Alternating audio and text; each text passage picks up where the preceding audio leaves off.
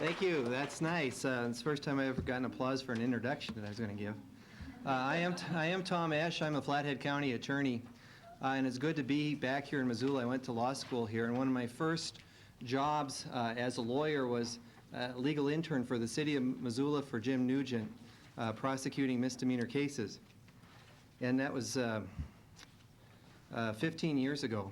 I was thinking about that this morning as we heard various people talk about their experiences.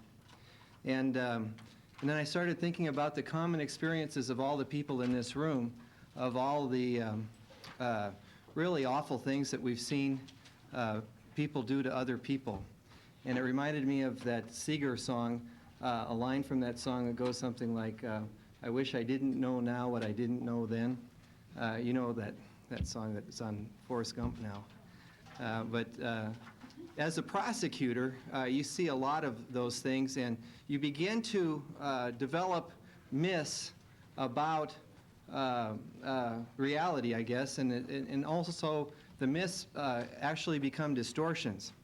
One of the distortions that I see prosecutors have is this idea that I can't do anything about a situation until it becomes a crime. If a crime's been committed and it's investigated and it's presented, then we can do something about it. And that's one of the myths that develops over the years as a prosecutor. The second myth for us is we begin to develop a us against them mentality.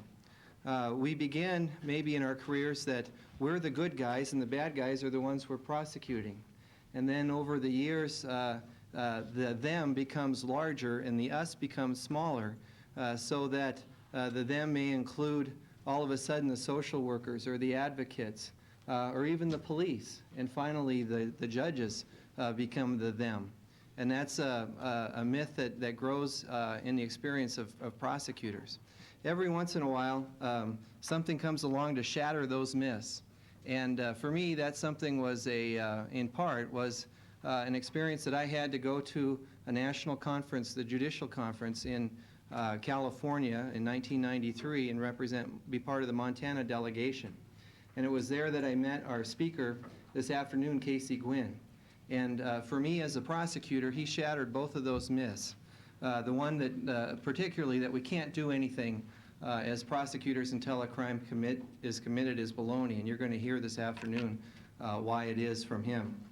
And also this us against them mentality that prosecutors have is very destructive in coming to a favorable resolution of problems. And what we're going to learn this afternoon is the us should include everyone from various disciplines, just like we have at this meeting. Casey Gwinn is a nationally recognized leader as a prosecutor in the area of domestic violence. His resume is in front of you under the Monday afternoon setting. I'm not going to read that for you. I'm just going to highlight a few things. He is the supervising attorney in charge of the City of San Diego's domestic violence unit. He currently supervises a staff of 22 people in the domestic violence unit, which is the largest specialized unit of its kind in the country. This unit has been recognized for its aggressive prosecution of batterers, even when the victims are uncooperative. It's been also been chosen as a model for prosecution throughout our nation. He's the co-chair of the San Diego County Task Force on Domestic Violence, formed by the City Council and Board of Supervisors in June of 1989. And now he has created and currently chairs the Mayor's Domestic Violence Council. His primary focus is on early intervention strategies before the violence and abuse devastates victims and destroys the family. Casey lives with his wife Beth, and they have 3 children, and they live in a suburb of San Diego. That's what I was supposed to tell you. What I'm going to tell you is in the area of my field as a prosecutor, in my opinion, there is nobody in America that has more experience or has done more as a prosecutor for stopping domestic violence throughout this country than the man you are about to meet. He's a prosecutor's prosecutor. He's a role model for the rest of us, for the rest of the 90s and into the next millennium. Let's have a big Montana welcome for Casey Gwinn.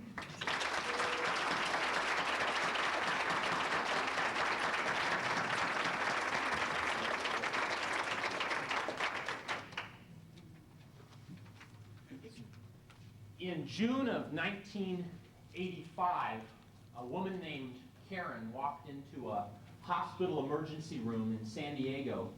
She walked past the double glass doors into the reception area. She walked up to the reception window, and as she put her hands on the counter, she collapsed on the floor. Emergency room personnel came out. They quickly determined that she had been severely beaten. She had swelling on one side of her face. They ultimately determined that she had a collapsed lung, 6 broken ribs, and a significant amount of internal bleeding. The decision was made that she had to be rushed into surgery. She was able to tell them, even while they were preparing her for surgery, that her husband had done this to her, that her husband had beaten her. But before she went into surgery, she was asked one question, which dictated virtually everything that would happen after that in response. What was she asked? Do you want to press charges against your husband for doing this to you? And she said, no. June of 1985, in San Diego, she went into surgery. She was in surgery for almost 3 hours. She was in the hospital for 9 days. At the end of 9 days, her husband, oh baby, came and picked her up and took her home. Police department was never called. Shelter was never called. Social worker was never involved. There was absolutely no intervention by that hospital at all in June of 1985 in San Diego, California. Not that we didn't have some resources in place. We had a police department that was responding to domestic violence incidents. We had shelters that were very aggressive in their safety planning strategies with victims and in providing shelter to victims. We had resources to some extent in the community in San Diego about 10 years ago. However, what had happened was this insidious idea that the victim was going to be the one that would direct her own care throughout this process. And as a result, there was no intervention. We failed at effective intervention in a very serious domestic violence situation. I didn't learn of that incident until 2 years later when I was at that hospital training medical personnel, and I was told about that incident. I don't know where Karen is today. I don't know if she's alive or dead. I don't know if her 3 children are alive or dead. She left San Diego not too long after that incident with her husband and 3 children. But I do know that in 1985 in our jurisdiction, we failed at effective intervention in a very serious domestic violence situation. Let me jump, though, a few years to 1991 and give you a sense of the process of change. Because as we've been talking this morning and in the workshops, and as we'll be talking the rest of this afternoon and tomorrow, this is about a change process. It's not about something that happens overnight. It's not about something that one day you're not doing it and the next day everybody's doing what they're supposed to be doing. There is a long process of change that's been going on in this country for, I'd say, probably 20 years, led by the shelter movement and elements of the women's movement that have been working so hard in this area. But the reality is that we're still a long ways away from where we need to be. But in our jurisdiction, a story on a case I handled from 1991 can illustrate to you the process of change that can go on if you just jump 6 years in San Diego from 1985 to 1991. In 1991, a woman named Margaret called 911 in San Diego and said, I was running to answer the telephone in my kitchen, and I tripped over the metal threshold and I hit my head on the door frame. And I'm here alone, and I need paramedics to take me to the hospital because I'm hurt. By 1991, however, Margaret was talking to dispatchers in the San Diego Police Department who had been trained in domestic violence issues. That dispatcher already suspected that it wasn't an accident. Margaret was terrified. She at one point said she was alone. At another point in the conversation, she said that her husband was there. She was extremely distraught. the dispatcher already suspected that it was not an accidental injury. But paramedics were dispatched, and this is January now of 1991. They were paramedics, however, that by 1991 had been trained in domestic violence issues by a medical training team that was part of a countywide domestic violence task force that had developed. And those paramedics came to the scene, and they were immediately thinking, is this accidental trauma? Is this an accident? What are we dealing with here? Margaret, of course, needed medical attention, and they provided that medical attention. She needed to be transported to the hospital, and they transported her to the hospital, but they did not believe it was an accident either.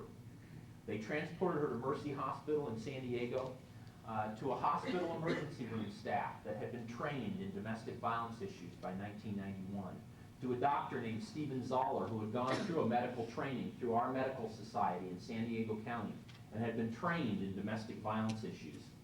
And they provided treatment for her. She received about 45 minutes of treatment. She received 15 stitches over her eye. During that time, she continued to say, "This is an accident. I was running to answer the telephone and I tripped. It was an accident." She asked that her emergency contact be notified. Who was her emergency contact? Her husband.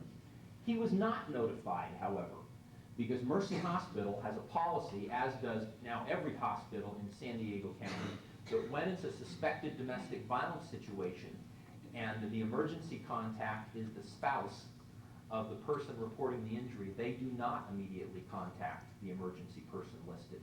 So they didn't call her husband. In fact, they didn't call anyone during that 45 minutes of treatment. But during the time that she was receiving treatment, her husband, oh baby, showed up in the hospital emergency room waiting area demanding to be with his wife. It was a miracle. He had somehow divined that his wife was at this hospital, injured, and there he was in the hospital emergency room waiting area, demanding to be allowed into the treatment area to be with his wife in this difficult time that she was facing after her accident. He was not allowed into the treatment area, however.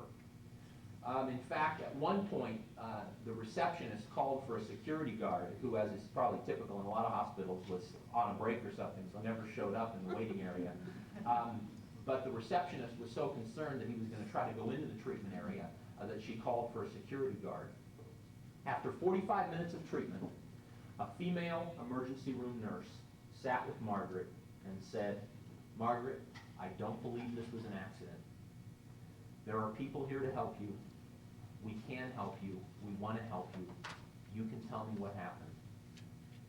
And Margaret broke down crying and said, "This wasn't an accident. My husband and I were arguing, and he grabbed me by the wrist, and he swung me into the door frame as hard as he possibly could. And as I lay bleeding on the floor, he got in his car and drove away."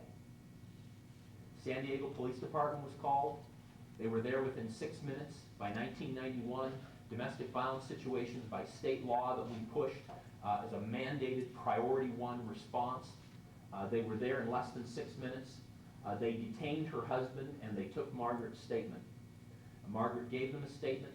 They arrested her husband for felony spousal abuse and they took him to jail.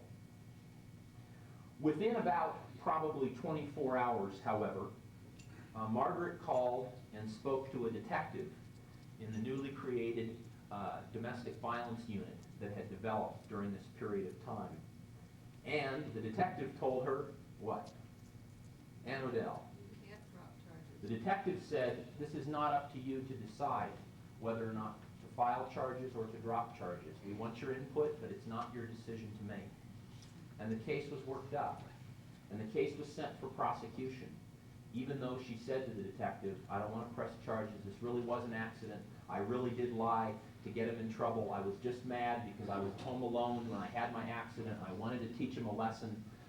It's my fault. I really don't, I'm not going to testify. He didn't do anything to me. Please just drop this whole thing." But the case came to the San Diego City Attorney's Office for prosecution. By 1991, we had, at that time, 17. We now have 22 specialized prosecutors throughout our county, prosecuting nothing but domestic violence cases full-time. And Margaret called our office and spoke to an advocate in my unit and said, I don't want to press charges, I don't want to testify, I don't want to go forward with this. And we explained to her, we want to provide all the resources that you need. We want to provide everything that you need to be safe.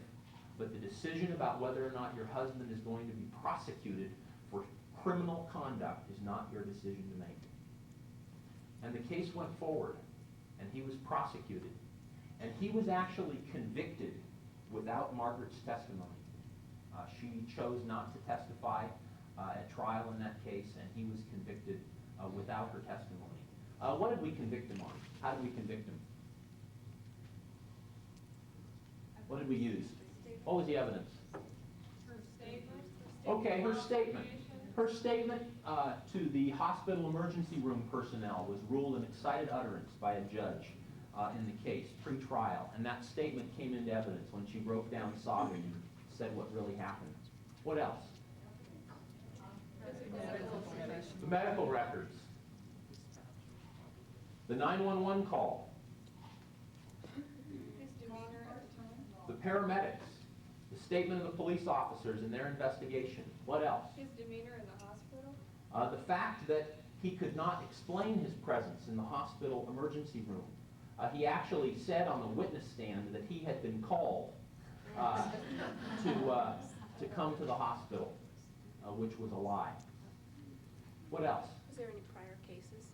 Prior cases, that's a good point. Yes, there were some priors, but they were not ruled admissible at trial.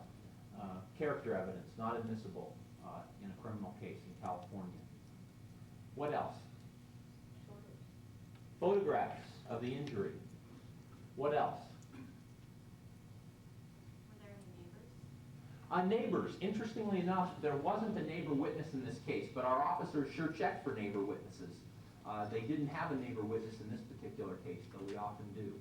What else? There were children, and I'll talk a little bit later about children in relation to criminal prosecution issues, but the children actually did not testify. Yes, in fact, we put on an expert witness to explain her absence at trial, which by 1991 was law in California. When we started in 1985, that was prohibited clearly by law, and I was never able to put on an expert in 1985. A judge would laugh me out of his courtroom if I said, I'm going to put on a battered women's syndrome expert to explain why a victim would minimize or deny or rationalize or recant her statement. One other thing. Because of the fact that he was arrested, as is so common in domestic violence cases when they are arrested, batterers talk. And he talked on the way to jail. Because, see, he's the executive vice president for U.S. Elevator Corporation in San Diego. And he wanted these officers to know who he is. You don't seem to understand, officers. I'm an executive vice president. I'm an attorney. I'm corporate counsel for this large company in San Diego. I can't go to jail for this. This was an accident. We were arguing and she tripped. Oops, big mistake. Placed himself at the scene now, at the time of the incident. So, he was convicted without her testimony. What happened? He spent about a little over a month in jail. Not nearly long enough. We wanted a year in jail. But he went to trial. And the trial judge ended up only giving him a year in jail because, you know, he was really sorry. And he's never going to do it again. And he really was willing to get help. And in fact, he did get help. After he got out of jail, he was placed on 3 years probation. He was ordered to do about 35 days of public work service, 8-hour days of picking up trash on the sides of the freeway, which I just get a big kick out of, given his status in life. And he was ordered to a 1-year batterers program because contrary to some views around the country, we've adopted the Duluth Model Counseling Program for a year. And we don't use any program less than a year. They do 32 sessions over the course of a year. We have 13 programs now in our county that are year-long certified court-ordered treatment programs. And he went to a batterers program. Margaret was actually away from him for a brief time, and then they reconciled. She is with him to this day. Our last contact with her through one of our advocates was about 8 months ago. He stopped the physical violence. Though interestingly enough, as of 8 months ago, she told one of our advocates that he's still verbally abusive. Though interestingly enough, never in front of the kids. He never verbally abuses her in front of the children, only when the children aren't there. But except for a push, about a week after he started counseling, the physical violence has stopped. Now, doesn't that sound like just an all-around success story? I mean, the happy ending that you just live for? Probably not. Is he the greatest husband and the greatest father that you could ever want in a family? Probably not. Is he just now the intimate partner and lover and communicator that a woman would want in that kind of a relationship? Probably not. What happened, though? The violence stopped.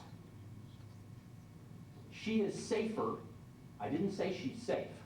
I said she is safer now than she was before we intervened. Safer, not safe. And he was held accountable for criminal conduct. We stopped the physical violence. We made her safer and her children safer, not safe, safer than they had been before we intervened. And we held him accountable for criminal conduct. Now, you may take issue with the fact that my expectations aren't all that high in relation to an ideal world. But I believe that when we talk about effective intervention, and we put it in the context of a coordinated community response or a coordinated counsel like Len Edwards talked about this morning, that we have to be able to set our sights in such a way that realistically we can do what we're talking about. I'm not talking about the incredibly great needs in the area of prevention and education that also fit into this, and long-term issues about violence reduction and homicide prevention. But what I am talking about is what I believe are realistic, attainable goals when we talk about effective intervention. So as we start talking about this today, I want you to keep in mind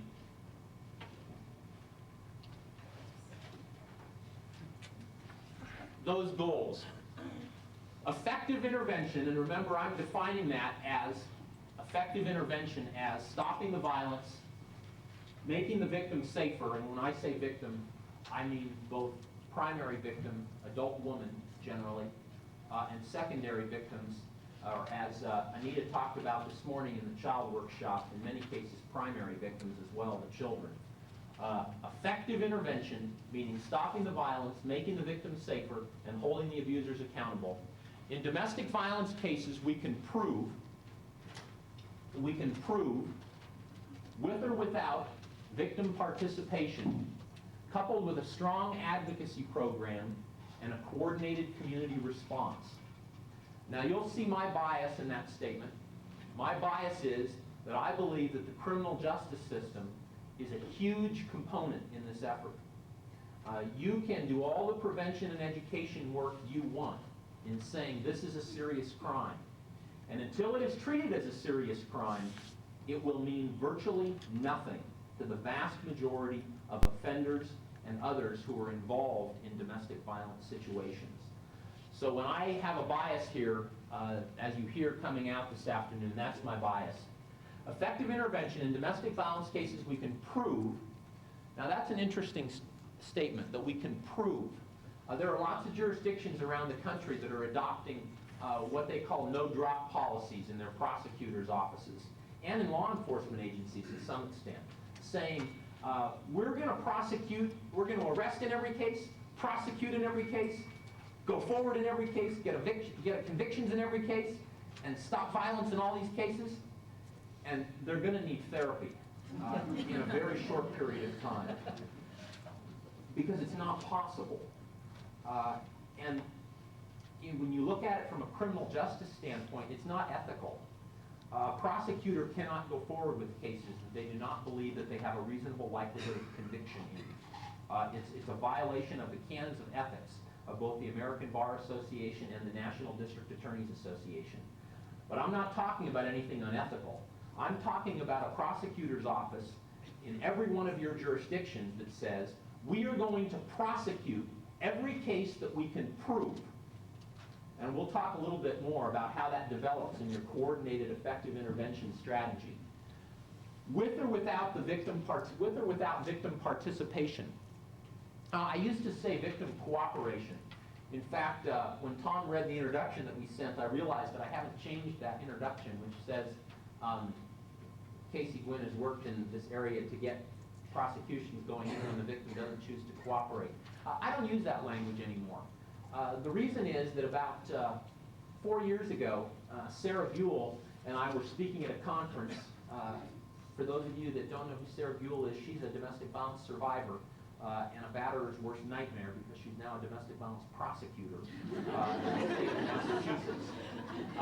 Sarah and I were talking at a conference, and Sarah said, Casey, I don't mean to offend you, but battered women don't think about cooperating or not cooperating with the prosecution. No offense, but you're just not real important to them. And it kind of got my attention. A battered woman may be thinking about staying alive. She may be thinking about protecting her children. She may be thinking about what she would do if she left. She may be thinking about how she would ever get a job, where she would get the money to live, where she would be able to go that he wouldn't be able to find her. But she doesn't spend her days and nights thinking, I wonder how that prosecutor in the DA's office is doing on my case. Generally speaking, that is not what's going on with most battered women, unless they've had a great deal of advocacy and a great deal of empowerment and a great deal of support. It does happen, but it's not generally the norm when you talk about this. So I've really changed the focus to say, this is not about whether she makes a decision to cooperate or not cooperate. It basically, in the short run, puts it out of her involvement on the decision about whether or not we're going to go forward with cases. And in the long run, it says, let's give her a choice about whether or not she's going to participate. And quite frankly, I believe that there will come a day in this country, in the not too distant future, where prosecutors in offices across the country will be allowing domestic violence victims to choose whether or not to testify. But whether or not they choose to testify or not, cases will be going forward in large numbers, even without their testimony. That's true today in San Diego. 60% of our domestic violence cases now go to trial without the testimony of the victim, for the prosecution, that is. At times she testifies for the defense, which is fine with me, because if she feels that she's safer testifying for the defense, I don't mind. Because when you know how to prosecute cases, and when you have an effective intervention strategy that draws in every part of the system and helping in that process, you win cases without victims testifying or with victims testifying for the defense. So I look forward to that day. In the short run, though, here's our strategy. Proving cases with or without victim participation, and then coupled with a strong advocacy program and a coordinated community response. You can't forget those. If you don't have an advocacy program, and I'll talk a little bit about this at the end today, but if you don't have an advocacy program that both exists in the prosecutor's office with law enforcement agencies and exists in the shelter networks and in the private agencies, your advocacy is inadequate. It's not enough to just have advocacy programs in shelters. It's not enough. If you don't have an advocacy program or modified versions of advocacy programs, either in the court system or in your prosecutor's offices or in your law enforcement agencies, you're not providing the kind of support that you should be providing to battered women. And of course, when we talk about effective intervention throughout the community, that's crucial. Then finally, it says a coordinated community response. What do I mean by that? I mean that everybody in your system that deals with domestic violence is on the same sheet of music. Everybody is thinking along the same lines when it comes to intervention. And I'll just give you one example of this that you basically got the sense of in my talking about Karen from 1985. In 1985, that question, do you want to press charges or do you want to drop charges, that question was everywhere in our system. It was everywhere. When we started attacking it and evaluating it and studying it in 1987, we went to the hospital that had broken the law, by the way, in California by failing to report that incident in 1985. We went to the hospital, and we talked to the hospital personnel, nurses, doctors. Why are you asking victims whether or not they want to press charges? Well, because that's what the police officers ask when they come to the emergency room. Or if we call 911, that's what the dispatcher asks. Does she want to press charges? So we went to the law enforcement agencies, dispatchers, police officers. Why are you asking victims if they want to press charges or drop charges? And they said, because that's what the prosecutors always ask. And we looked ourselves in the mirror and we said, why are you asking that question? And we said, because we're idiots. Because we don't understand the dynamics of what's going on here. We don't understand that if we create a system where everybody is not consistent in their approaches, and that approach does not violate what we know about domestic violence dynamics, we'll never have effective intervention. So when I talk about coordinated community response, Len put up a list for you this morning.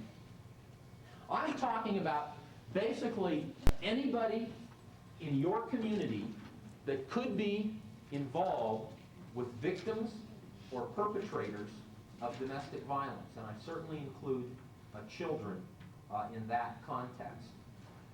When you start looking at a list like this, you start realizing that everybody being consistent in their strategy is a big deal. Now, some of these are pretty basic. Prosecutors, see, there's my bias. Prosecutors have to go at the top of the list. See, I really do have a warped view of reality. Prosecutors, patrol officers, detectives. I'll stop there for a minute. Detectives.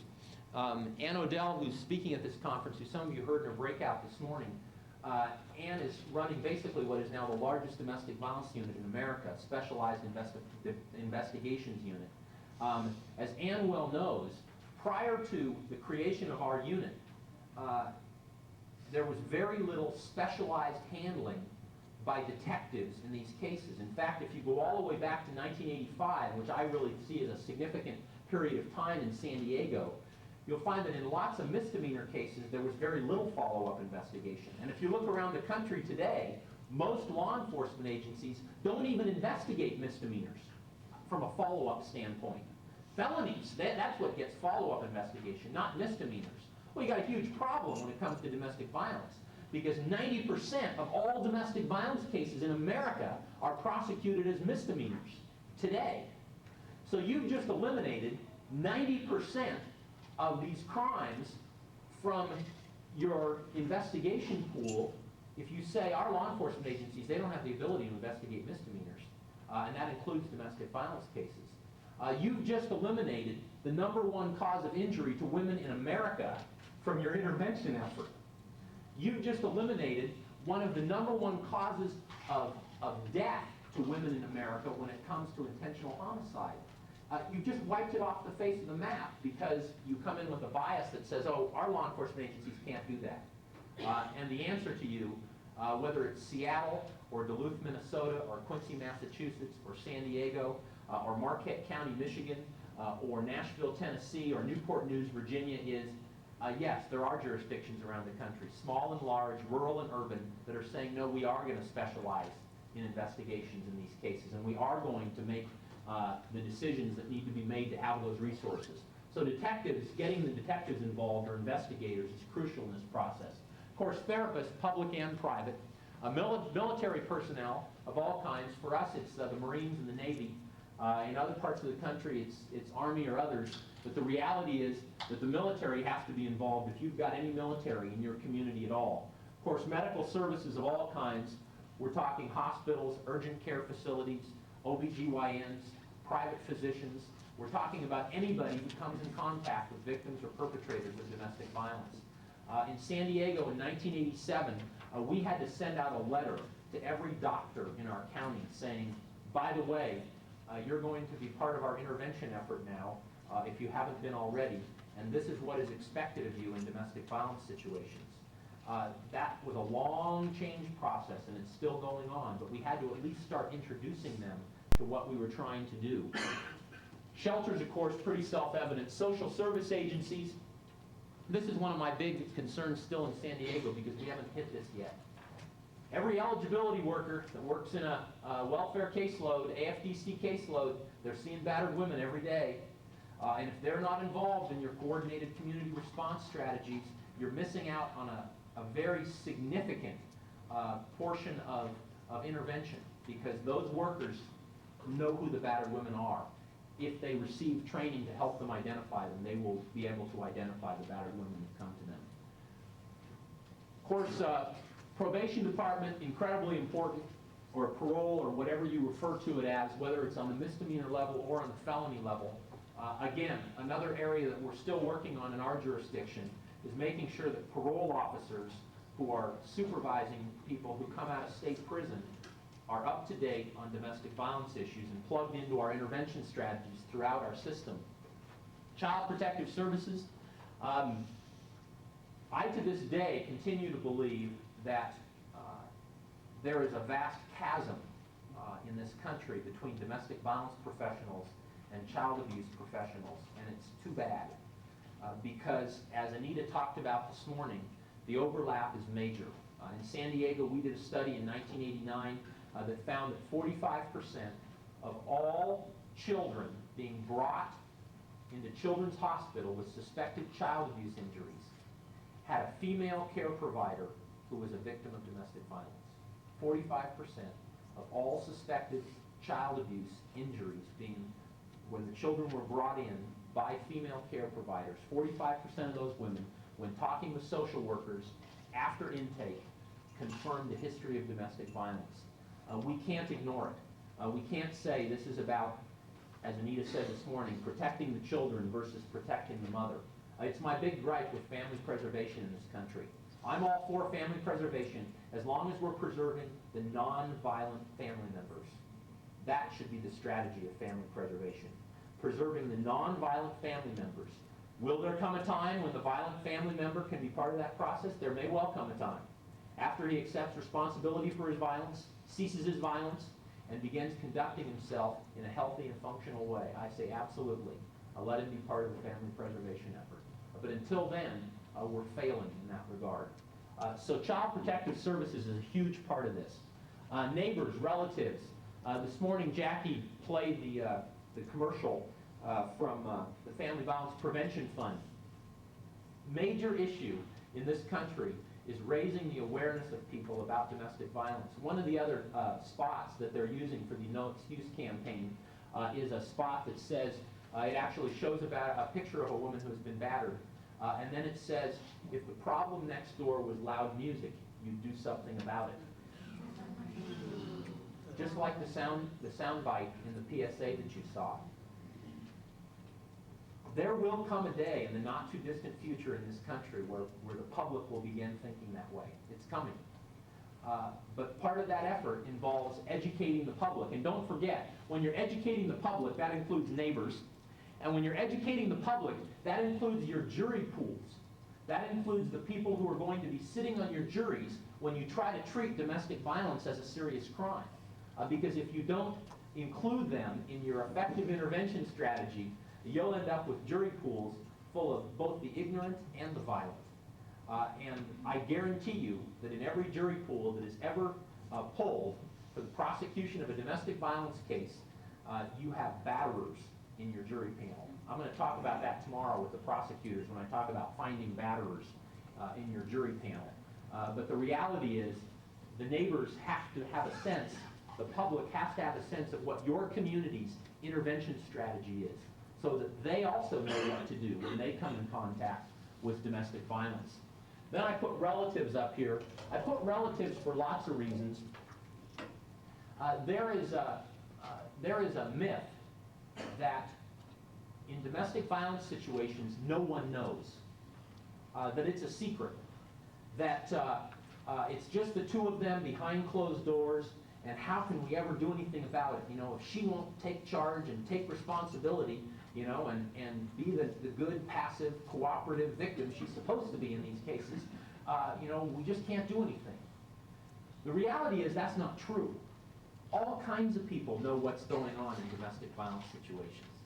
Whether it's the children, whether it's the neighbors, whether it's law enforcement, whether it's a private therapist, or a private family attorney or others, people do know what's going on in domestic violence situations. You should be most scared when you have done this kind of review of a case and you can't find anybody that knows. That's when you should be the most scared, because you really have probably as sophisticated a batterer as you could ever get. But most batterers, even though they can be very sophisticated, are not that sophisticated. Usually somebody knows what's going on in that family or in that relationship. And relatives are included in that. By the way, just to give you an example of this, who do you think knows the batterer better than anybody besides the victim? His mother. The batterer's mother knows him better than just about anybody on the face of planet Earth, except for the victim. Now I ask you, how many of you have coordinated community response strategies that make contacting the defendant's mother or the batterer's mother a high priority in your intervention efforts? Probably not. But I guarantee you she's one of the greatest sources of evidence and information about this relationship and about the abuser as anybody you can find. Now, there are a number of reasons for that. What's one reason? Because it's very probable that she is a battered woman or has been a battered woman in the past. And she, in fact, identifies with the victim. Now, this is very deceptive, because she may identify with the victim the day of the incident, or the day after the incident, or 2 days after the incident. But you get much beyond that, and she's going through the same emotional processes now that a battered woman goes through, and she's now moving back over to her flesh and blood and identifying with her son, because he's really sorry, and he's never going to do it again, and he just needs her support and help. Because after all, he's going to lose his job. He's going to get thrown in jail. It's going to be terrible, you know. And this bitch, this bitch wife of his, she's out to get him. You got to help me, Mom. And that process, amazingly enough, goes on over and over and over again. But it's amazing. About 2 years ago, I was doing an in-custody case. The guy had been in jail for 2 days. I was talking to one of the neighbors that had been listed in the police report, trying to decide whether to file the case while the guy was still in jail. And I realized that he had listed as his emergency contact, the defendant had listed as his emergency contact, his mother. And I just thought, well, doggone, let's call his mother. So I called his mother. And I don't remember what her name was, but, I said, Marge, I think her name was Marge. I called her by her first name because we're buddies. I've never talked to her before in my life, but we both care about her son. And so I said, I'm Casey Gwinn, I'm calling from the city attorney's office. As you know, your son's in jail. Yeah, I know. And we want to get him help. He needs help. Yeah, he needs help. Now, what has he told you about what happened? He's really sorry. Well, do you think he needs counseling? Oh, he really needs counseling. Well, we have a counseling program available for him. You think he'd be willing to go into it? Oh, yeah, he told me he'd be willing to go to counseling. And, when he hit her, did he tell you how many times he hit her? I mean, it looks like he hit her. Well, he said he hit her a couple times. Pretty significant piece of evidence, eh? From a defendant who didn't waive his Miranda rights, who didn't make a statement at the scene before he was taken to jail, had absolutely no statement at all. And here, sitting with the defendant's mother, I have a great admission, wonderful admission. And now she said it to me. Now, is she going to come in 6 months later and recant it on the witness stand? She might. Though I bet you that it's never going to go to trial. Because she's now told somebody what he said, and she is now accountable for what she said. And she is going to be the one, as much as anybody, that's going to put the pressure on him to plead guilty and take responsibility for his conduct and go into a counseling program. When we talk about who's involved in this process, we can't forget relatives that are involved in this. Of course, family court staff, if you have a coordinating counselor, you have to have your family services folks involved, whether they're your mediators, those making recommendations to judges about child custody or about support. They have to be involved in what your strategies are for intervention in domestic violence situations, because you will victimize and re-victimize battered women over and over again in your family court processes if you're not getting all these people plugged into your effort. And of course, they know a lot about what's going on. They're hearing a lot of information on a regular basis. Jail staff, that's one of my personal favorites. It constantly amazes me nationally that we do such a poor job of having contact with clerks in the jails, because clerks in the jails talk to batterers every day after they get arrested. I was in Colorado Springs about 18 months ago, and I said this at a conference, and I had a woman come up to me at a break, and she said, "I'm a booking clerk." And you're right. I've never thought about it before. Batterers always talk to me. And I said, "What do they say?" And she said, "Well, it always falls into a couple categories. If they're mad, they say, 'If I'd known I was going to jail for this, I would have ... And if they're sad, they say, "I didn't mean to do it. It was an accident. I just lost control. I can't believe I'm going to jail for this." Those are called admissions. That's part of the intervention effort. That's part of holding batterers accountable. If you're not recording those statements, checking booking jackets, I talked to our booking clerks about a year and a half ago, and in the last year and a half, we've started to get our first statements from booking clerks on a regular basis. Now, this is very interesting. I believe that most booking clerks in most jails in America would probably write an admission down if it was in a homicide case. Now, there may be some exceptions to that, but I would hope that most booking clerks would say, "Gee, I'm booking this guy for murder, and he just said he did it." That probably should be written down somewhere. All you have to do is take that philosophy with a booking clerk and apply it to domestic violence and say, this is a really serious crime. Not only is it a homicide waiting to happen, but in and of itself, it's a serious crime. And if they start realizing that and writing those statements down, their first response, by the way, is we don't want to go to court and testify. And your response from your coordinating counsel is, if you write them down, you won't have to go to court and testify. But if you don't write them down, then we might have to subpoena you to see if you remember. Well, I'll never remember. Well, that would be a bummer then. That works. Because they say, gee, yeah, if I have an admission, he's probably not going to go to trial. No, he's not going to go to trial. Now they'll say, oh no, this was involuntary, he'd been Mirandized or whatever. Those are all voluntary statements. Booking clerks never ask about the incident. They ask about his address and who his emergency contact is and that kind of stuff. That's all they ask about. He blurts it out, all on his own. Voluntary statements, because he wants to talk.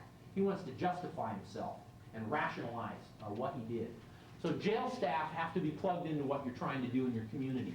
Paramedics, of course, I've mentioned, whether they're private ambulance company officials, or in our case, sometimes it's fire department EMTs. It's not necessarily a paramedic company or an ambulance company.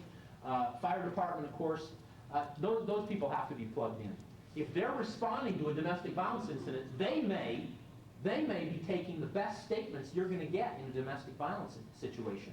If they're first at the scene, and the victim's hysterical and crying and bleeding, and she says, "My husband hit me," that's the best admissible, excited utterance that you may get in the entire case.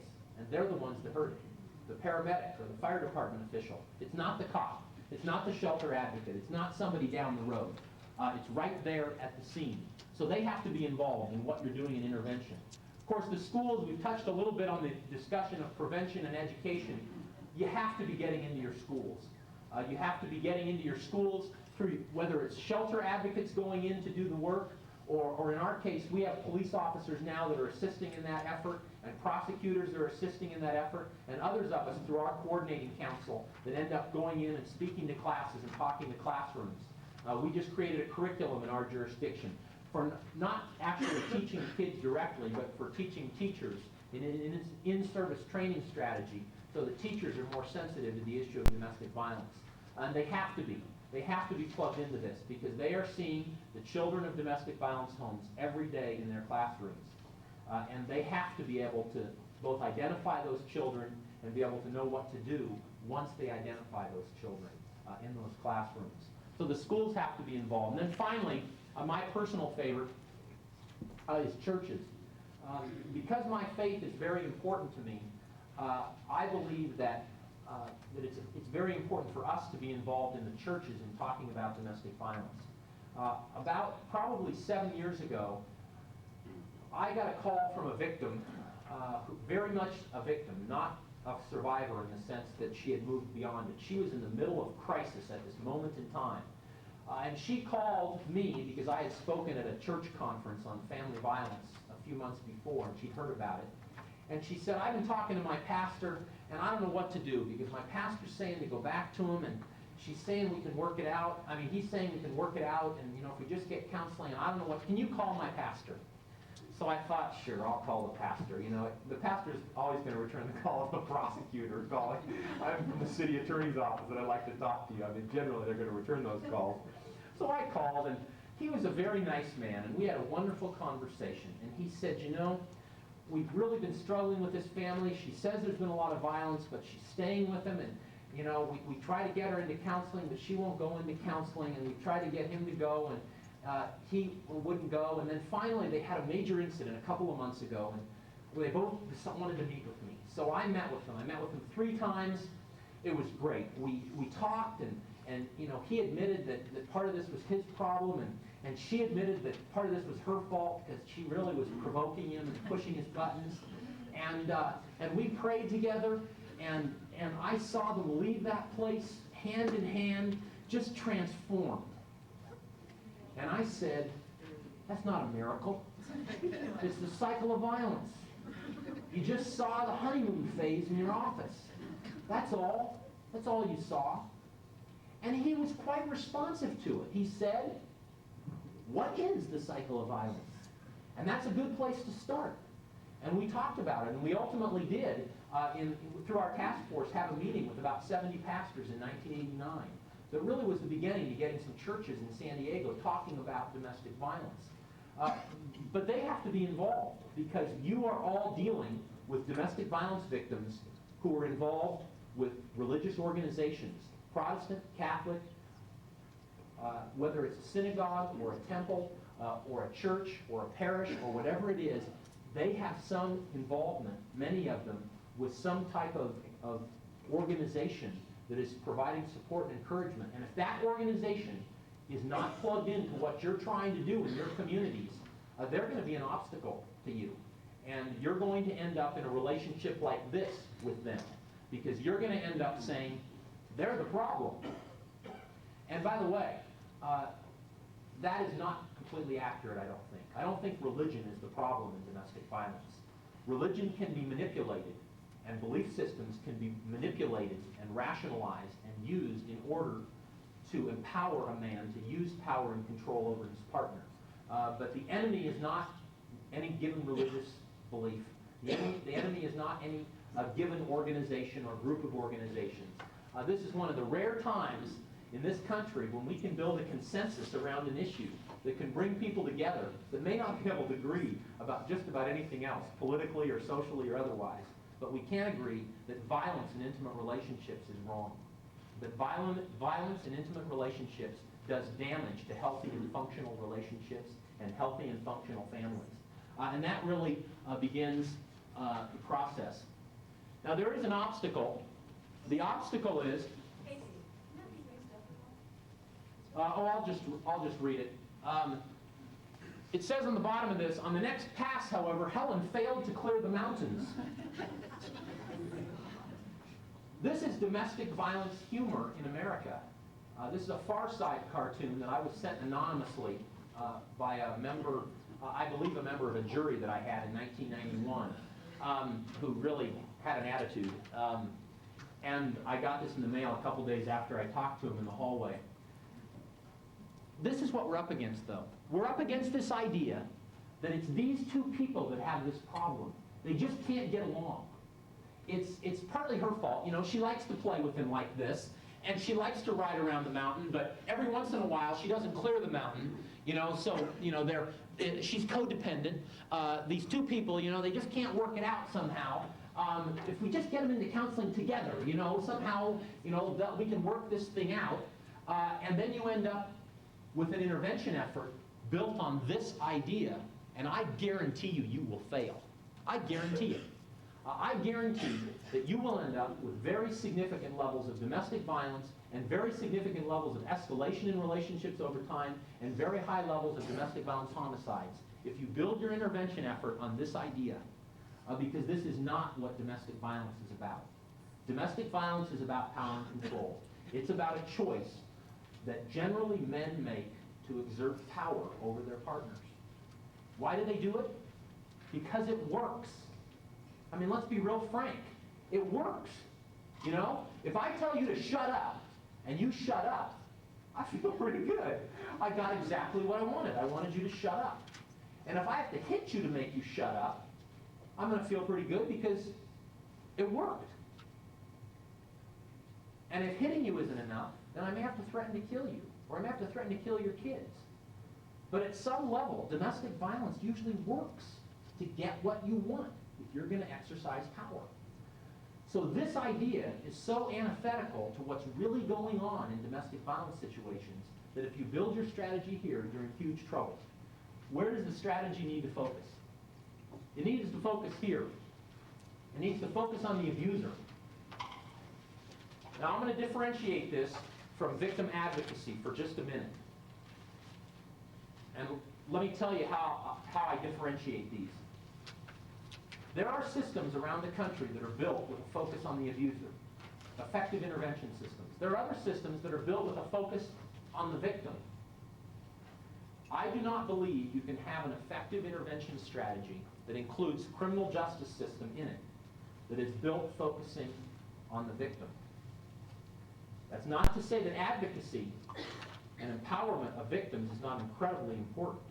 But if your system of intervention is built focusing on the victim, you're in trouble. Now let me tell you what the problem here is. Naturally, who do we focus on? Let's be honest, who do we focus on? What do we ask about? What do we ask about her? Why does she stay? Why doesn't she leave? Why does she go back to him? Why does she lie? Why does she deny? Why does she minimize? Why does she recant? Why won't she protect her children? What's the matter with her? Why won't she testify? Why won't she come to court? If we're honest, that's where our focus is. In this country, outside the shelter movement, that's really where our focus is. I've been in 22 states in the last 9 years doing training in domestic violence. I've probably spoken to 30 or 40,000 people. I've never had a conversation with anybody anywhere in America when I was talking to them and they were first thinking about this subject or learning about it or struggling with it, or where the first words out of their mouth were, who are these guys? Why are they doing this? How can we stop them? How can we hold them accountable? What kind of counseling do they need? How long should it be? Should they go to jail? How long should they be in jail? When they get out of jail, how should they be monitored? What kind of treatment program should it be, and what kind of consequences should there be when they don't go to treatment? I've never had that conversation. Never. The first words out of their mouth are, why does she stay? Why doesn't she leave? What's the matter with her? Why does she push his buttons? If that is the focus of the intervention effort, you will fail. The focus has to be here. Why is that? Because any effective intervention strategy has to include the criminal justice system. And the criminal justice system is built to focus on criminals. It's not built to focus on victims. It's not built to forget victims, but it's not built to focus on victims. The purpose of the criminal justice system is what? To deal with crime, to deal with criminals. That's the purpose of the criminal justice system. The criminal justice system says, this is what is serious criminal conduct in this society. This is what we will not tolerate as a society. Or this is what we will tolerate as a society. That's what the criminal justice system does. So you've got to build a system that focuses on the abuser, on the criminal in this situation. Now it's very interesting. We do this with all other serious crimes in America. We really do. Somebody robs a 7-Eleven store and takes $20 in an armed robbery of a 7-Eleven store, holding a knife in front of a clerk. Nobody ever asks the 7-Eleven store clerk if she wants to press charges. Nobody, ever. If the 7-Eleven store clerk goes back to work the next week at that same 7-Eleven store where they were robbed, No one ever in a court hearing says, and isn't it a fact, that you went back to the very store where you were robbed. You wanted to be robbed again. Did you like being robbed? Did you smile at the robber when he came into the store? Did you offer to help him? Did you, in fact, offer to help the robber when he came into the store? I mean, give me a break. It doesn't happen. It doesn't happen. Any serious crime, homicides as an example, generally victims don't testify at homicide trials. I don't know of a homicide case where the victim has testified. We build a case without focusing on that piece of evidence. We build it with everything else because it's such a serious crime that we're not going to say, well, gee, the victim's family in this homicide doesn't want us to prosecute. I guess we won't prosecute. It just would never happen because we focus on the abuser and we say the responsibility for intervention falls on the criminal justice system. That's why even if you have a multidisciplinary coordinated effort in your county working on domestic violence issues, it cannot succeed if the criminal justice system is going to be part of it unless you have this focus. It can't. Now you can have components of it. I want to differentiate it. This is a hard slide to see, but it says at the top, victim advocacy. There is a difference between victim focus and victim advocacy. A system focused on the victim is ineffective, in my opinion, to stop batterers. But a system built on a focus on the criminal that has a major component of victim advocacy does work. And so you can't talk about effective intervention unless you have strong victim advocacy. And for those of you that can't read these, I'll read them for you. The first one says we have to be using specially trained advocates. And I guarantee you that except in very, very rural counties where you don't have a shelter of any kind and you have to go to a neighboring county, you have specially trained advocates in your communities. How many of you are advocates in this room? Those working in shelters, those working in social service agencies or treatment programs for abusers that know about these dynamics, those leading support groups for battered women in organizations throughout your communities, they exist. And if you don't have specialization, you need to create it. You need to create it. Even if you have to use volunteers and train volunteers, you have to create specially trained advocates. It's not enough to say, well, we have an advocate. They do everything. They advocate on every, they do the drunk drivings and they do the petty thefts and they do everything. Of course we do victim advocacy and domestic violence. That's not what I'm talking about. I'm talking about somebody who's been specially trained. I don't mind. In rural areas that we've been working in all over the country, advocates have to do lots of things if they're part of the criminal justice system. That's fine, but they have to be specially trained in domestic violence as well. They can't go into this without specialized training, because otherwise they won't be part of the effort that we're talking about and be consistent with the effort. Two, you've got to be providing concise, understandable written information. In your appendices to my outline in there, my outline actually I'm going to be going through tomorrow in my workshop on investigation and trial of these cases. But one of the appendices to my outline relates to a love and honor brochure that we have in our unit that we give to victims that describes for them everything that's going on in the criminal process and what they are responsible for and what they aren't responsible for. We have to be providing restraining or stay-away orders, and that includes strategies that causes us to provide them not only as civil restraining orders, but as criminal stay-away orders. It's not uncommon at all for us in our jurisdiction now that the prosecutor obtains written, specially designed stay-away orders, irrespective of a civil restraining order, because if criminal prosecution is involved, we have to be very, very careful in how we're providing safety for our victims in that process. And so restraining orders have to be involved. I'm going to run quickly through these. Number 4 is just a good example, though, of not forgetting victim advocacy, even when we focus on abusers. It says maintain a waiting or playroom. Here's an example. In our criminal justice system in San Diego, when we subpoena a victim to court, we don't subpoena her to court. We subpoena her to the prosecutor's office. Because if you subpoena her to court, she's going to end up in the hallway with the batterer. She's going to end up in the hallway dealing with the batterer on the morning of trial. And then she doesn't want to testify. You don't have to be very bright to figure that one out. But if you don't come up with a strategy to say, gee, yeah, we can do that, we'll subpoena her to come to the prosecutor's office. We'll put her on call. We'll let her be with a friend on that morning.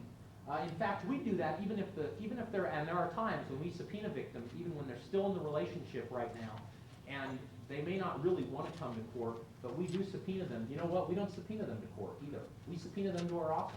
And then we have an advocate talking to them and still making assessments on whether or not we're going to put her on the stand or whether or not we may need to put her on the stand. And it's an amazing thing. As soon as she's separated from the batterer on the day of trial, the batterer gets real nervous. Because now he doesn't have control over her at that moment. What's she going to do? Is she talking to somebody over there? And you'd be amazed the number of times that the batterer then pleads guilty because he doesn't know what's going to happen because he's just lost the immediate control that he usually has over the victim at every moment in time leading up to this court appearance or this court setting. So that kind of thing can be very important. Updating the victim on the status of the case, referring her to support groups or counselors, preparing restitution claims, and then at the bottom there, number 8, it says executing safety plans that focus on empowerment. In your materials, one of the appendices to my materials, I think it's toward the back, something called a personal safety plan. And not dissimilar to what some of your shelters, I'm sure, are using. We have a safety plan that we use in the City Attorney's Domestic Violence Unit in San Diego that is a plan that kind of helps victims identify what they can do to be safe. And this is whether or not they're still in the relationship or not. Many victims, we go through this with them over the telephone or in person, even if they've chosen to stay in the relationship. As was mentioned earlier in one of the workshops, when a battered woman says, "I'm scared to death of him, so I'm staying with him," she's not nuts. She knows instinctively what we know statistically, and that is that she is far safer staying with her abuser than she is leaving her abuser. 75% of the women who die every year in this country in domestic violence homicides die after they leave their abuser. 70% of all reports documented through the FBI in this country in domestic violence situations, 70% involve violence after separation. She's far safer staying with her abuser at times than she is leaving her abuser. So if we don't acknowledge that in our community strategies, you know what we're going to end up with? We're going to end up with intervention efforts that say to the woman, "Why don't you leave him? I mean, you know you shouldn't put up with this. You should be protecting your children. Come on, leave him." And then she leaves him and she's dead. It's happening all over the country. That is not effective intervention. That is not safety planning with a victim. Safety planning with a victim goes through both sides of everything. And if a decision is made that she's going to leave her abuser, you damn well better have systems in place that back her up on that and support her and protect her, or she is in far more danger. And you go home at night, and everything's A-okay with you because you feel real good that you've gotten her out of this relationship, and you've just, in fact, put her in more danger than she has ever been in her entire life because of the fact that you were able to shame her or push her into leaving the relationship when she wouldn't be safe. So there are two sides to that, and building that into your effective intervention strategy is incredibly significant. So from the criminal justice system side, when we talk about the strategy for effective intervention, I believe that everybody in the entire criminal justice system should be saying, how can we assist in the effort to prove cases even without the victim's participation? And yes, I include shelters in that. We've got a lot of confidentiality issues that we need to respect and honor. But the reality is that if your shelter advocates are also plugged into this strategy, they'll be able to counsel and advise and talk with victims in such a way as to say, you know, one of our goals here is going to be to hold him accountable. And we need to identify evidence that may exist that would hold him accountable, even if you aren't able to testify at trial. Battered women know about evidence that exists in these cases that may allow you to go forward with the case. I promise they do. I'll talk in just a minute about the kind of evidence that does exist. But everybody's got to be on that sheet of music. I mean everybody. If you've got systems, and I'm sure that you do in your state, because we still do in portions of our state, if you have parts of your system that are still asking victims whether or not they want to press charges or drop charges in domestic violence situations, you do not have an effective, coordinated community response intervention strategy. You don't. Because if you say to a battered woman, do you want to press charges against your abuser? She often says no. If you say to a battered woman, do you want the violence to stop? She'll say yes. If you say, do you want to prosecute your partner, she'll say no. But if you say, do you want your partner to get counseling, she'll say yes. This is not semantics. We're talking life and death here. We're talking the difference between effective intervention and ineffective intervention, between a system that focuses on the victim and ultimately blames the victim, and a system that focuses on the abuser and ultimately puts responsibility for the criminal conduct on the abuser. And that's why, whether you're a criminal justice system professional or not, this idea is so important and so critical. I'm not going to run through all these, except to say, I'm going to talk about these in my session tomorrow. Just as a quick example, these are 15 areas of evidence in a domestic violence case that do not involve the testimony of the victim. 15 areas of evidence that can be developed in a domestic violence case that do not involve the testimony of the victim. Whether it's photos or, as I'll talk about when I go through some photos tomorrow, follow-up photos taken anywhere between 2 days and 30 days after the incident. 911 tapes, which I'll be playing some of tomorrow and kind of talking about our system in San Diego. Whether it relates to something like number 11, letters from defendant. That's my personal favorite. They come up with all kinds of great letters, by the way. I keep a little collection. Some letters are sent to the prosecutor because the defendants don't always get this. You know, victim isn't responsible for prosecuting. Though you should be working hard in your systems to make sure that if you create this strategy that the batterers do understand that she's not the one calling the shots. That should be a high priority. But they don't always get it. Here's a letter I got not too long ago from a defendant. Dear Sir, I am writing in regards to a notice to defendant from your office that was forwarded to me. I want to say this complaint has taken me completely by surprise. I am unsure as to what the various code sections mean, but it doesn't look very promising. You're darn right. It was charged with about 15 counts of domestic violence of various kinds. As you already know, I didn't appear in court on January 8th as directed. I am currently deployed to the Persian Gulf and will not return to San Diego for some time. Navy defendant. Please review this complaint and dismiss it to prevent any court appearances or proceedings. I ask this of you because Luann, that's his wife, Luann and I have gotten back together. We have spent a considerable amount of time talking about what happened, and we are both looking towards the future, which we hope is full of promise for her, the kids, and myself. By no means am I trying to say that all is well between us. This deployment came at a bad time, and like every relationship, we have our problems. There's a lot to talk about and work on after I return, and both her and I are looking forward to my return. I feel that to come back from deployment after being away from Luann for 6 months and have to face this complaint would do too much for me. We have been working on putting this whole thing behind us. Luann has told me that she contacted your office about this matter and was told there was nothing she could do about it. I understand that it was your office that made the decision to prosecute and that she had nothing to do with it. I have trouble believing, however, that she cannot do anything to prevent this from going further. I am asking that you contact Luann at 571-0432 and talk to her. Although she hasn't come out and said it, I feel that deep down inside she doesn't really want any further action in this matter. I mean, they write you letters, all kinds of intriguing letters. I've got two that I just want to share before I close here. One is really the kind of evidence that exists that you all can be a part of in the criminal justice system. This was a letter written to a 4-year-old, as you may, those of you who've had 4-year-olds remember, 4-year-olds don't read. But this was written to a 4-year-old by his father from jail after having beaten his wife with a broomstick so that he broke it on her, kept beating her with it, and broke it again. He was Mirandized, and he said that she was a slut and a whore, and the reality is that she's having an affair with all these guys in the neighborhood, and it was one of her boyfriends that beat her up. That was his Mirandized statement to the police. Interesting case, eh? One-on-one, no eyewitnesses. Could be pretty tough. We're talking to the victim right before our preliminary probable cause hearing. This is a felony case that I handled. And the victim said to one of our advocates, you know, I just don't want to testify. I feel like he's going to be really mad. And the advocate kept talking. Has he called you from jail? No, he hasn't called. Has he communicated with you? Yeah, he wrote me a letter. He wrote you a letter? Where is it? I tore it up and threw it away. I didn't want to have anything to do with them. Where is it?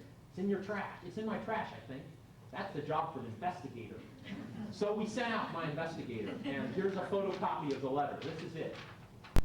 This is the guy who says that his wife's sleeping around and one of her boyfriends beat her up. Written to his 4-year-old son. Listen for the manipulation here. Dear Richard, how are you, son? I am fine. He was in jail on $250,000 bail. I am fine. I love you. I'm sorry I'm gone, but your dad has been a bad boy. Really bad. I haven't been acting the way Tatum boys are supposed to act. When Daddy argues with Mommy, sometimes I hit her really hard. So the policeman came and took me to jail. I will be in jail for a long, long time. Here comes manipulation. By the time I get out, you will probably have a new dad. I so wanted to be with you always, but I'm so bad that Mommy doesn't want me anymore. Please understand, you must now be the man of the house. I remember how proud I used to be when we were in Oklahoma and I would ride around on my bike with you on my back. How many dreams I had. You are such a good boy, the best. Being the man means you must take care of your mommy. Don't let anyone talk bad to her. She's just a little girl inside that needs lots of love and flowers. Batterer's view of reality. Don't ever talk back to her and don't ever hit her. I don't think she will ever talk to me again, manipulation, or see me again.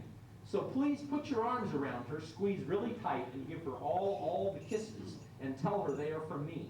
I have never felt closer to anyone in my life than I feel to you right now, son. I miss you so much. Love, Dad. Prosecutors foam at the mouth for evidence like that. But if you don't have intervention strategies that build on everything that I'm talking about here, you won't be able to create an intervention effort that will be effective. We're out of time, but I just want to close with one personal comment, and then we'll take our break. When I started this work, I think I very much had an us and them mentality about domestic violence. I viewed this as we were going to help these poor, pathetic people that had this problem. It wasn't me. It wasn't my family. It wasn't my view of reality. It wasn't my view of intimate relationships. It was those people. It was those ethnic groups. It was those socioeconomic classes. It wasn't me. It wasn't people I knew. I think I was very paternalistic when I first came into this. And I really viewed it as we're going to intervene whether they want us to or not, which is really the worst form of paternalism. And if you create a system like that, all you'll do is create a system that takes the place of the battery in the victim's life. And nothing could be worse than that. But over the years, this has gotten closer and closer to home for me. So that a couple of years ago, my dad sat me down, and I've been doing this for a long time, and my dad and I are very close. My dad sat me down and said, you know, Casey, you need to know that I grew up in a home where your grandfather beat your grandmother. Now, that was quite a shock to me. My grandmother and I were very close. And my dad waited until my grandmother died to tell me that. My grandmother and I were very close, and she had never said a word to me. My grandfather had died years ago, but she had been married to my grandfather for 40 years, and she had never said a word to me about what she had experienced, even though she knew what I do professionally, and she would always ask me about it, but would never talk about her own life. And as we've dug into this in my dad's family, it's been a very painful process, and it's by no means resolved or opened up. My dad was the youngest of 8 kids. He remembers domestic violence incidents growing up. He remembers being ushered out of the room by his older sisters. My dad's 2 oldest brothers both became abusers, severe abusers. It's gotten very intimate in the last year as we found out that my dad's oldest brother, a little over a year ago, drove himself into a telephone pole and committed suicide after 35 years of abusing his wife.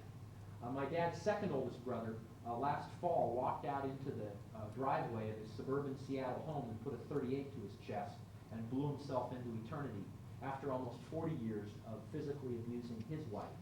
The only thing unusual about those suicides is that they weren't murder suicides, which is much more common in domestic violence incidents than straight suicides.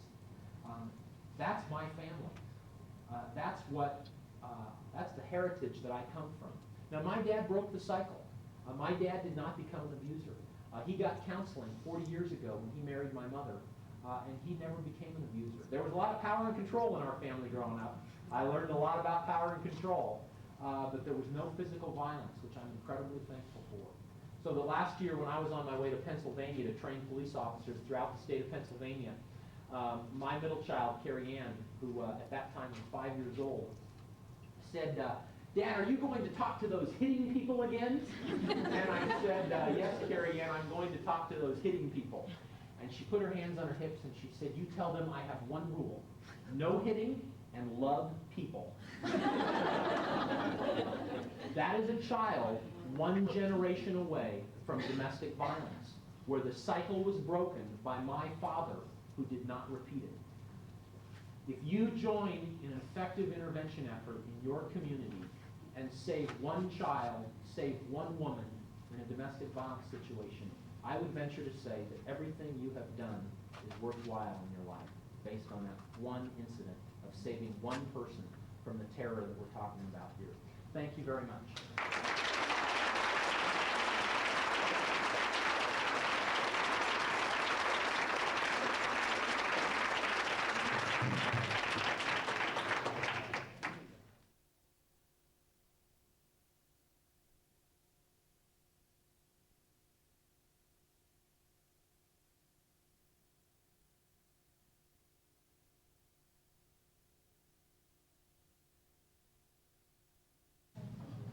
We've got about 20 minutes or so before I'm gonna conclude with some remarks.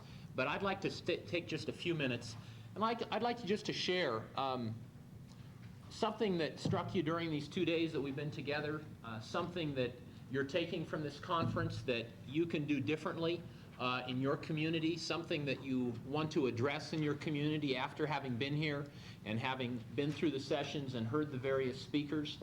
Just call them out. Things that have struck you, or that you've learned, or that you want to try to do something about in your community when you leave this conference.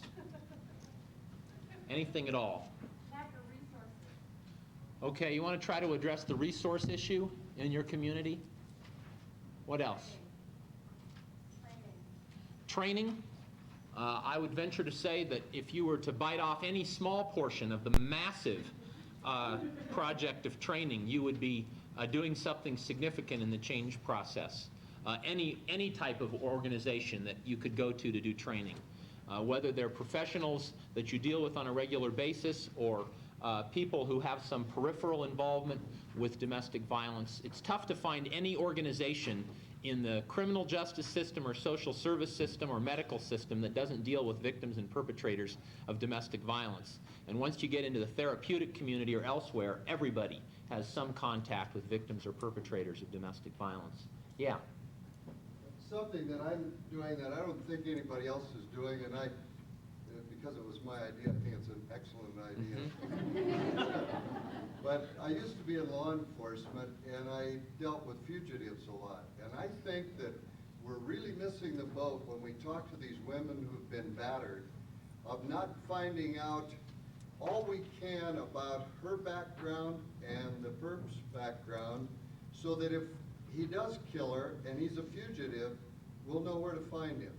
And I think when you're talking with that girl, you're talking to her in a situation where she's calm, she's rational, she's not all jazzed up. She can think of what his mother's name is back in Dubuque, so that you can possibly trace him through her later on.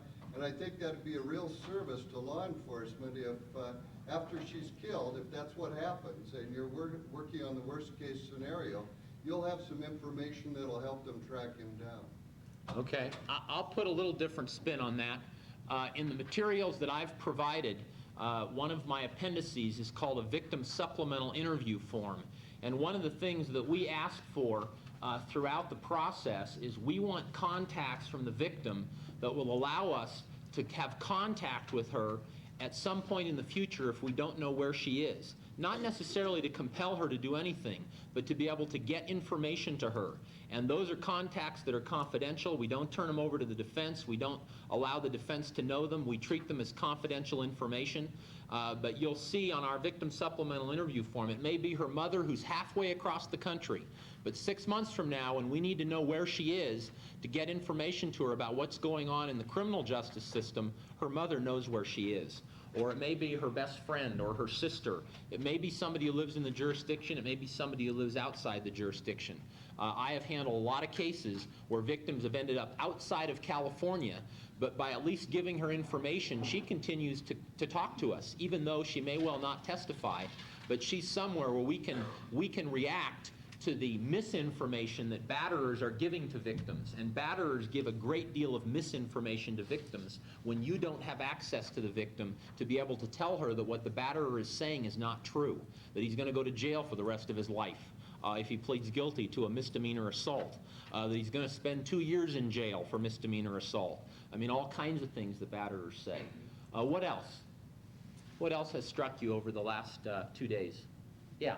I'm really impressed both with the need for cooperation in the community and also with the desire. I've been really impressed to see that people are willing to do that. Okay, a lot of discussion here over the last 2 days about coordination and cooperation and communication and networking in this. And I believe that you will look back on this conference in the years to come as a very significant moment of change in the state of Montana. This is a historic event in that regard. What else? You want to change your own attitude. Good. Good. It's a very challenging thing, and I will say this particularly as a male. It is a very challenging thing to come to a conference where you are confronted about what your gender is involved in a large number of cases. That's a very difficult thing to address. As I shared yesterday, it was very easy for me to be paternalistic and say, it's these women or those people over there that have this problem. But when it had to do with me and my family and my view of intimate relationships, that got much more complicated for me to say, yes, I'm willing to address my views and my attitudes and my conduct in relation to how I'm going to be involved in the solution to these issues. What else? What else? Anything that struck you or, yeah? I work for a small sheriff's department here in Montana, and I really appreciated Sergeant Odell's talk this morning. I wasn't able to be in her thing on specialization, but I read through her notes. And I know the gamut of prejudices that just run through our 7 officers alone. And I can sure see the need for a protocol, the need for resource material, the need for that going back and, making sure that the training is really up to date. But it's addressing even more than that with the officers. Just because we're a small department doesn't mean that we cannot function at a much higher level. Good, good. Lots of issues to address in relation to law enforcement policies and procedures, not only just that are on paper, but that are actually implemented and followed and that people are held accountable for. That's true in all of our agencies, not just law enforcement. What else? You don't need to have money to make the changes. That's always the excuse in this state that with limited resources that, well, we don't have enough money to do the training or to add additional personnel or whatever. Okay, that a lot of things can happen without money. Do it without it. The San Diego City Attorney's Office now has, actually, they said yesterday we're the largest. We're actually the second largest because the San Diego County DA's office is now the largest specialized prosecutions unit in the country. But between the San Diego City Attorney and the DA, we have 21 prosecutors doing domestic violence, and we never had an appropriation for that to happen. That was resource reallocation within those organizations.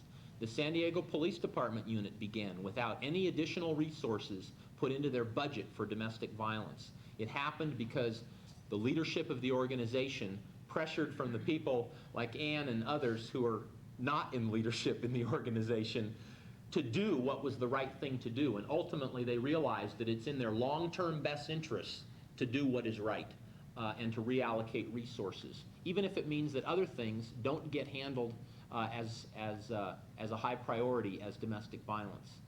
Jail overcrowding is a perfect example in that regard. We're under a federal lawsuit in San Diego for jail overcrowding. We're fighting contempts from the ACLU on a daily basis since 1985, and yet domestic violence is a priority 1 offense, and people get booked for domestic violence in San Diego. That became a political issue, and then it became a legal issue in the lawsuit, so that actually the court order now mandates that domestic violence offenders are treated like all other serious felons, whether it's a misdemeanor or a felony domestic violence case. So they get into jail even if lots of other misdemeanors don't. That was an issue that just happened with priorities. It wasn't a resource issue. What else? Yeah. Legislation and accountability, batters, attorney batters are held accountable in the law. Okay, I'm going to talk a little bit about that in my closing remarks here in just a minute, because I'd like to make some observations about that. But I think that's a significant issue, and certainly something that needs to be addressed. Anything else? The whole idea of prosecution without the witness, that was exciting for me to hear. Okay. Coming from an area where historically, if the victim didn't want to testify, that was it. For the case, that was exciting to hear a systematic approach on how to do that. The idea of actually prosecuting a case without a victim testifying in the case in chief happens in lots of other kinds of crimes, and there's certainly no reason it can't happen in domestic violence cases. Anything else? Yeah. The network with other treatment personnel batterers and try and make the treatment more effective, learn different approaches. Really Okay. explore. Okay, good. That's a good challenge to pursue. Anything else? Let me give you a couple thoughts based on some things that I have observed and things that I've had the opportunity to interact with many of you on over the last 2 days. I'll say at the outset, I believe that you have the foundation to do great things in Montana, and I think you're doing some very good things already. You've got some tremendous people in very significant positions. The fact that all of you are in this room is a testimony to that. The fact that all of you are here is a testimony to the fact that Montana has people who can be change agents in their community in relation to intervention efforts in domestic violence. So I'll say that up front. I'll also say that I don't think that any given community in this country has the answer to this.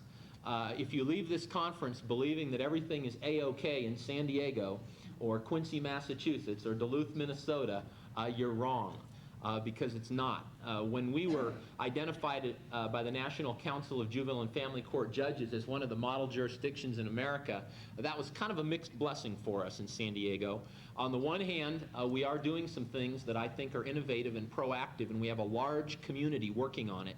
On the other hand, I could, with a chalkboard here, write down 100 things that need to be happening in San Diego that aren't happening. That are happening in some places around the country. So we have lots of issues to address in San Diego, just as you do in Montana. So I'll say that as well at the outset, that I don't believe that any jurisdiction has the answers. Though I do believe that nationally we are seeing a consensus develop on what is effective intervention in domestic violence situations. Before we have dead bodies, before battered women are forced to take the law into their own hands, before we get to a point where we start talking about women like Lisa having to come forward in this group to tell you this is what happened in my life because the system failed at intervention. There is a consensus developing, and I think it's pretty clear. On the early end, on the community side, we're hearing a lot of talk about prevention and education and public awareness. Reference was made yesterday to the National Public Information Campaign that's kicking off this fall. We're doing public information campaigns like that in small communities all over the country. In San Diego, we're kicking off a public awareness campaign this fall that'll have a 1-800 number, info line number for the County of San Diego for anybody to call to get information. That'll include referrals for Speakers Bureau if they want speakers to their organizations. It'll include referrals to hotlines. It'll include referrals to shelters and to law enforcement and to legal services. There's a huge need for the public awareness side of that and the prevention side of that in getting into the schools. But I want to talk about, again, what my bias is, which is the role of the criminal justice system in being part of this coordination. And in relation to that consensus, I think it's pretty clear. arrest is incredibly significant. I'm not talking about 2 hours in jail or 6 hours in jail. As some of you are aware, and I've talked about it with a few of you at this conference, there's a raging debate right now in this country led by a very small number of researchers who say, well, maybe arrest doesn't work in domestic violence. Maybe we should rethink this policy. You know, for all these years we've been saying arrest them, arrest them, arrest them, but now we're looking at the numbers, and doggone if you arrest them and they're still repeating their offenses, you know, after they're arrested. That is not true, and if you're misled by that, you will not create an effective intervention strategy. Arrest is the beginning of effective intervention because it says this is a serious crime and because it allows the process to begin that will force intervention that includes the criminal justice system. The study that was done in Milwaukee by Larry Sherman, a researcher that concluded last year that maybe arrest wasn't all that effective, went out in the AP wire all over the country.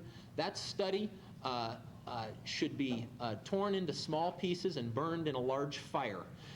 Because in that study, their idea of a long arrest was 12 hours. And post-arrest, nothing happened. 1% of all the cases in the study resulted in prosecution and conviction in the city of Milwaukee. That is why arrest doesn't work in that study, because they don't do anything after that. And you don't have to be very bright to figure out that if you put a batterer who's taken 30 years to become a batterer in jail for 12 hours, when he gets out, doggone, he might be violent, and he might be upset, and he might now feel empowered to continue his behavior because absolutely nothing happened to him after he spent 12 hours in a cell with Bubba or whoever they put him in a cell with, and now he's free to do what he wants. Arrest, significant arrest, arrest that focuses on putting the batterer in jail for a significant period of time is the beginning of that process. And I will venture to say that I think that in Montana you have a ways to go in that regard. Your bail amounts are incredibly low in the state, discouragingly low. Our highest bail amount in San Diego in 1985 for domestic violence was $1,000, and that was for a felony offense.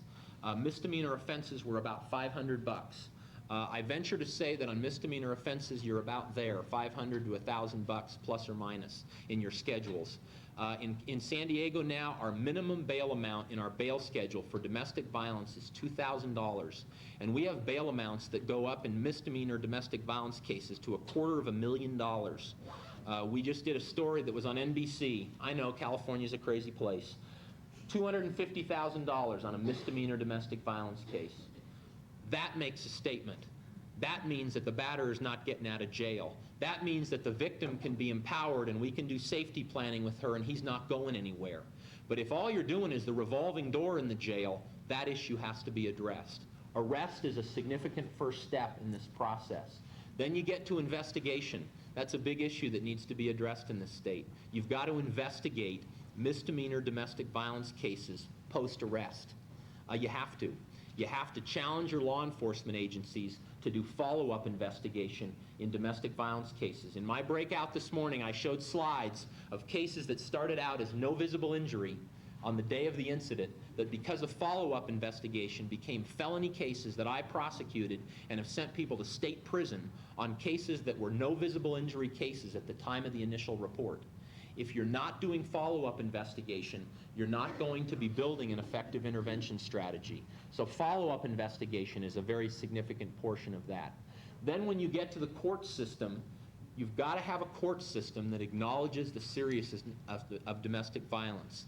Not just things like bail schedules, but things like judges who, when batterers plead guilty or are convicted, they receive sentences that are commensurate with their crime. There was a comment made yesterday, and I had a talk with a number of you afterwards in relation to situations where if someone's convicted on a misdemeanor, very little may happen on multiple misdemeanors, and then suddenly it becomes a felony, and now there's concern about sending somebody to state prison because we haven't done that much to them at the misdemeanor level. You can treat misdemeanors very seriously. I'm a misdemeanor prosecutor. I've done felonies. I've handled felonies as a DA, but I run a misdemeanor unit, and we prosecute almost 3,000 misdemeanor domestic violence cases to conviction every year. And in those cases, 20% of them spend at least 30 days in jail. Misdemeanor domestic violence cases. We have a guy in the San Diego County Jail right now serving 6 years on a misdemeanor domestic violence case. He got consecutive time on multiple counts in a misdemeanor domestic violence case. So we've got to eliminate the idea it's just a misdemeanor. It's only a misdemeanor. No big deal, it's a misdemeanor. I have never seen, and I don't prosecute murder cases. I prosecute felony and misdemeanor cases. I have never handled a felony that is as serious as a lot of the misdemeanors that I have handled. I've never handled a felony that is as serious as a lot of the misdemeanors. And I've handled a lot of serious felonies. When it's a misdemeanor, I'm far more concerned because sophisticated batterers know how to hit without leaving marks. So if you don't have a judicial system that can recognize that, you're not going to have effective intervention. So the judicial response there is incredibly significant, even just post-conviction. Now after that, when you get somebody into a treatment program, that treatment has to be long-term. I'm not going to argue with the minimum of 25 hours, but I will tell you that we went from basically an 8-week program in San Diego to a 12-week program to a 16-week program to a 32-week program, and we're now at a 1-year program. And it's only at 1 year that we're seeing recidivism rates of less than 15% on our offenders who are going through 1-year programs. We weren't seeing those kinds of results with shorter programs. And I don't believe that even 1 year is quite enough, but I think it's at least a manageable amount in order to monitor somebody and really address their issues. It takes most batterers in a treatment program, for those of you that are familiar with Duluth model programs, it takes a batterer probably 2 to 3 months to even come to the point of being acknowledging a level of responsibility for his violent conduct. That's a long process. I agree, as was mentioned, there are rare cases where men come to grips with that a lot sooner. And often it has to do with the length of incarceration.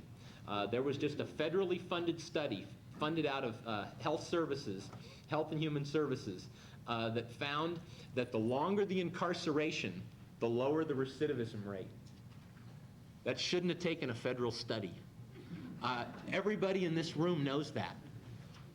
The longer you lock someone up for a crime like domestic violence, the stronger statement you are making, and the longer the victim is going to be safe and able to be empowered and work through the issues and address personal issues to move on with their life. Both of those things are true.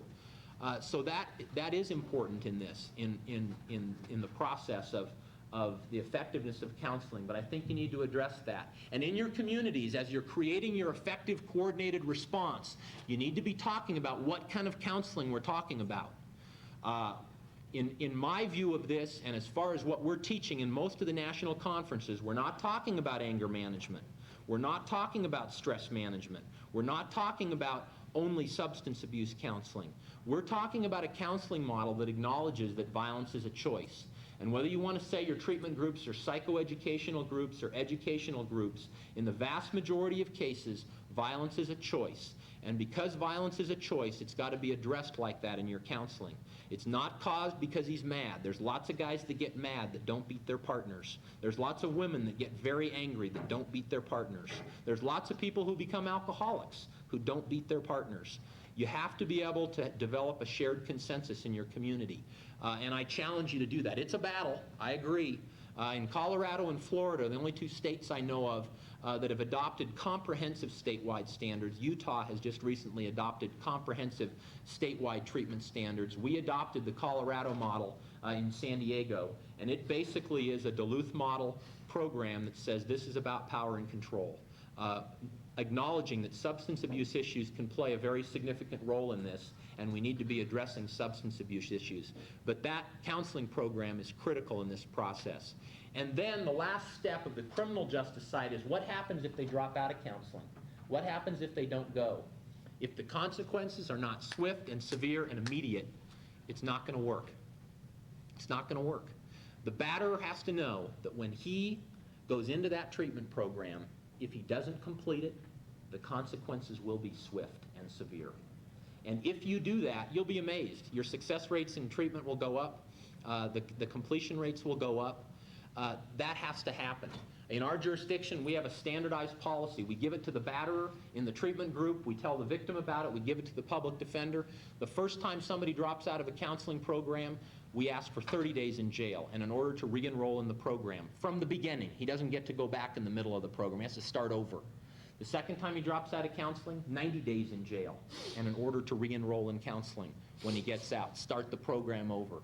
Third time he's dropped from the program, we ask that he be maxed out, probation be terminated, and he get the maximum amount of time that he can get. Why is that gonna cause him to not recidivate? Probably not.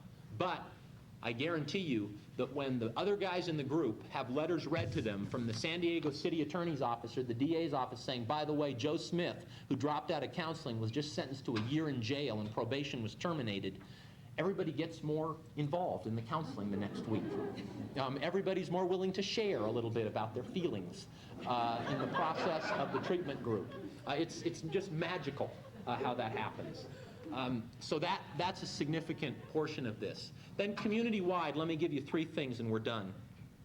One is this, as I said at the beginning, I believe every one of you in this room can be a change agent in one small part of the intervention effort in your community. If you look anywhere in the country at things that have been done positively, whether it's Montana, whether it's California, whether it's any place in the country, you will find a man or a woman who have invested themselves in changing their part of the system. You'll find it, and it'll be one person. They may ultimately band together into a group of people, but generally speaking, it's one person in that community, or this community, or that part of the intervention movement, or this part of the intervention movement. And I venture to say, and this is too bad, it's changing slowly as domestic violence intervention is becoming politically correct. It's generally not the people at the top of organizations that cause that change to happen. Slowly that is changing. I mean, as an example, with the crime bill passage, the Violence Against Women Act was passed in that, and because of the work of so many in the women's movement and so many legislators who have been enlightened recently in the last few years about domestic violence, the Violence Against Women Act passed, and for the first time we're putting a very significant chunk of money into the domestic violence effort, intervention effort in this country. But generally speaking, when you look around the country, you're going to find people at the grassroots level who are the change agents in their community. People who would sit in this room and say, I don't have any power. I don't have any power. In 1985, I didn't have any power. Ann didn't have any power. From an organizational standpoint, we still don't. I mean, people in our communities, you know, we're low on the totem poles in our organizations. It's like guerrilla warfare, though. The reality is we're the ones that really have the power. And in your community, if you need to feel empowered, just make stationery. That's a good place to start. Just make yourself some stationery. If you don't have a task force, get 3 people together in your county and say, we're going to be the task force for our county. And then go to somebody's PC on their personal computer and make up some stationery. And suddenly you'll become a living organism. And everybody will view you as a living organism. Just print some stationery. That's how we started with our coordinated effort. We printed stationery. And then we started doing press releases and sending them to the police chief and the elected DA and judges, and everybody thought we were somebody, and we were just a group of about 10 of us that didn't have the foggiest idea what we were doing. We were just going to kind of figure it out as we went along. But that starts with individuals. So that would be the first thing I'd say, is you have the ability in your communities to be a change agent. The second thing I will say is this. I believe that everyone should leave this conference with a commitment that we will not let a single person die in vain in a domestic violence situation. That is not to say that I don't believe that in the short run we're still going to continue to have domestic violence homicides. But I don't believe you should let a single person die in vain. When someone dies in a domestic violence homicide in your jurisdiction, it isn't enough to say, ain't it a shame? It's not enough.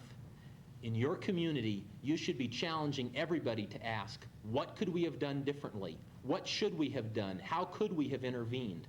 It's why in our community we've started doing what at first we called death review and now we call intervention review. And whether it's the police department or the city attorney's office or the DA's office or the hospitals or anybody else, when we have a domestic violence homicide, we all start asking, what could we have done differently? And we go back over the record and we say, look, could we have done this here? Should we have done this here? What could we have done? I guarantee you it changes the whole outlook of a community when everybody in that community knows that if you have a homicide, everybody is going to be asking who did what, when, how, what should we have done differently. That should be standard practice. It slowly became standard practice in this country in child abuse homicides. There are child fatality death review teams in lots of places around the country. That should be happening in domestic violence. We've actually expanded ours now to go beyond death, so that we actually, in the last year, we looked at 2 cases where there wasn't a death. There was just escalating violence over time with multiple contacts from multiple organizations in our community. So we started saying, is there a pattern here? And in our community, we found a pattern in one of the cases. We actually haven't published it yet, but it relates to outlying parts of our sheriff's department in San Diego County, in the more rural areas of our county. That was the pattern that coordinated the misconduct in some of these cases. You will find those patterns if you start looking at what you're doing in those kinds of cases. There has to be a review. And that leads me to my last thought, which is this. We need to hold each other accountable. You need to leave this conference asking yourself, am I willing to be held accountable for what I and my organization do in domestic violence situations? If you answer that question in the affirmative, you will be able to build an effective community response. If I say, I as a prosecutor am accountable to shelters, I'm accountable to the courts, I'm accountable to the public, I am ultimately accountable to battered women for how I handle domestic violence situations, you will begin to create that process. And then what happens is you start saying, okay, we need written protocols and policies. We need to have it in writing what we do and how we do it and why we do it. But it doesn't stop there. Then you disseminate them to everybody. The prosecutor's office gives their protocol to the shelter and says, here, hold us accountable. The police department says, here are written policies, and they give it to advocates or to survivor organizations or victim advocacy organizations and say, here, hold us accountable for how we do business in these cases. And then you will see changes start to happen. In our jurisdiction, one of the most powerful change processes happened when we gave battered women a voice. We created a feedback form that they could fill out anytime they applied for a domestic violence restraining order in San Diego County. And in 1989, battered women started filling out those forms.